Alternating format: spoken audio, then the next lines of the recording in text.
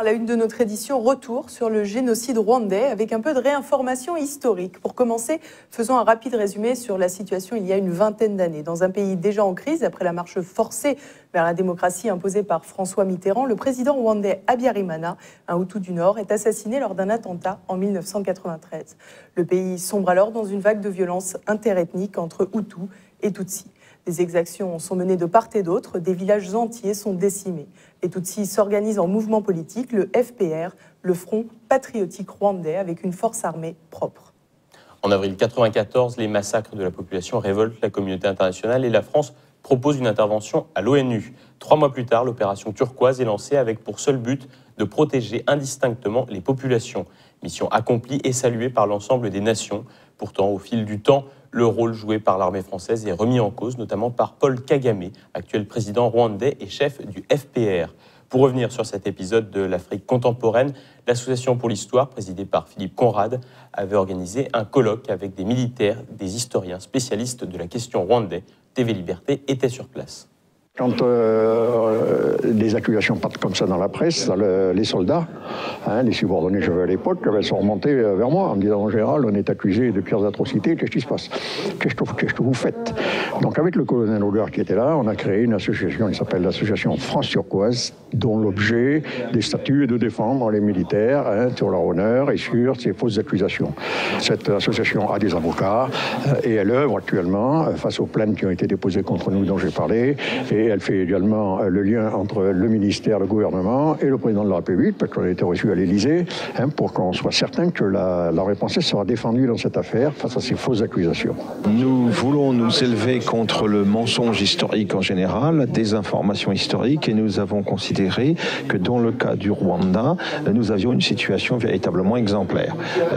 Les orateurs ont montré comment progressivement on a voulu, par rapport à ce qu'avait été la réalité de cet épisode, constituer une vérité tout à fait imaginaire, mais qui est absolument pas innocente, absolument pas neutre, puisque ça s'inscrit dans une vaste manœuvre visant à écarter en fait la France de l'Afrique centrale et de l'Afrique interlacustre. Les travaux ont permis de conclure, au bout de 10 ans ou 15 ans de travaux et de jugements dans divers dossiers, que le génocide du Rwanda n'était pas programmé. Il a eu lieu, mais il n'était pas programmé. Et il a été déclenché très probablement à la suite de l'attentat contre l'avion du président Habyarimana, qui a rendu complètement fou ses partisans à l'issue de 4 ans de grandes tensions politiques, d'attentats, etc., de stratégie du chaos, qui ont fait que le Rwanda était une cocotte minute qui a explosé à ce moment-là. Alors, quand nous sommes arrivés au Rwanda, les deux armées étaient encore face à face, à peu près au milieu du Rwanda, à hauteur de Gitarama, et elles se battaient, mais les Hutus n'étaient pas aidés, puisqu'il y avait eu un embargo pendant le génocide, donc ils n'avaient pas d'approvisionnement, pas de munitions. Ils m'ont demandé, les forces armées Hutus, chef d'état-major m'a demandé de leur en donner. Comme on avait un mandat d'impartialité imposé par l'ONU, il n'était pas question que la France n'honore pas ce mandat-là. Donc je vais lui dire, non, vous n'aurez pas de munitions. Et dans ces conditions, il m'a dit, dans 3-4 jours, on est foutu, c'est fini, on n'a plus de munitions, on ne peut plus se battre. Et ils sont partis à ce moment-là au Zaïre. Nous, on arrivait sur place pour faire cesser les massacres, dans une mission noble, s'il en est, qui est une mission de sauver des vies humaines. Et immédiatement, nous avons compris, j'ai compris en particulier, au travers des questions qui étaient posées par les journalistes, notamment anglo-américains, qu'on était dans une toute autre posture où il s'agissait de pointer la France et l'armée française du doigt accusateur de complicité de génocide.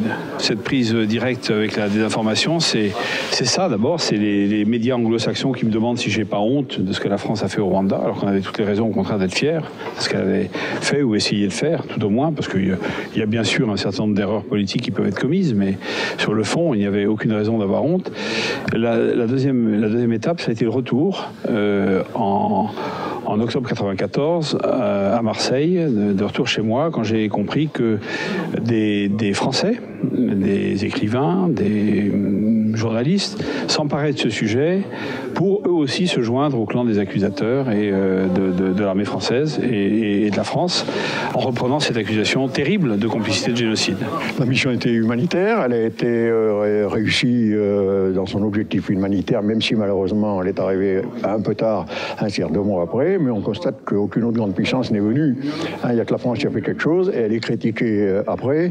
Bon, tout ça fait partie d'une grosse manœuvre de désinformation initiée par le régime en place actuellement, qui est très minoritaire par rapport à l'ensemble de la population et qui ne peut rester au pouvoir que s'il accentue cette désinformation, ces accusations contre la France, qui lui permet, alors l'accusant la France d'avoir participé au génocide, de rester au pouvoir. Le discours de la Baule et la démocratisation ont accéléré le phénomène. Moi, je dis clairement que la responsabilité française au Rwanda n'est certainement pas dans le génocide. L'armée française n'y est pour rien. Elle n'était plus là, d'ailleurs, quand le génocide a éclaté. Les dernières troupes françaises étaient parties au mois de décembre 1993 et le génocide a eu lieu le 6 avril, à partir du 6 avril 1994. En revanche, la responsabilité française est politique, responsabilité socialiste, d'avoir imposé la démocratie. Mais d'ailleurs, ce n'est pas qu'au Rwanda. Nous imposons la démocratie en Centrafrique, nous imposons la démocratie en Libye, toujours avec des résultats qui ne sont pas tout à fait extraordinaires, n'est-ce pas? Je suis rentré, on avait fait vraiment notre travail comme on peut le faire, avec le maximum de dévouement et de générosité. Je peux dire que l'armée française, c'est une armée exemplaire. C'est une armée qui a des vraies valeurs de fond, une armée humaniste, au vrai sens et au sens noble du terme. Et donc on avait fait du mieux qu'on pouvait pour faire cesser les saloperies, parce qu'il n'y a pas d'autre mot, et rentrer et découvrir qu'on vous met du côté de ceux qui ont fait ces saloperies, bah, c'est terrible. Ça, c'est plus terrible encore que d'avoir vu des choses terribles. Je ne sais pas comment vous dire les choses. Les désinformateurs bénéficient de relais nombreux et assez bien organisés dans un certain nombre de médias.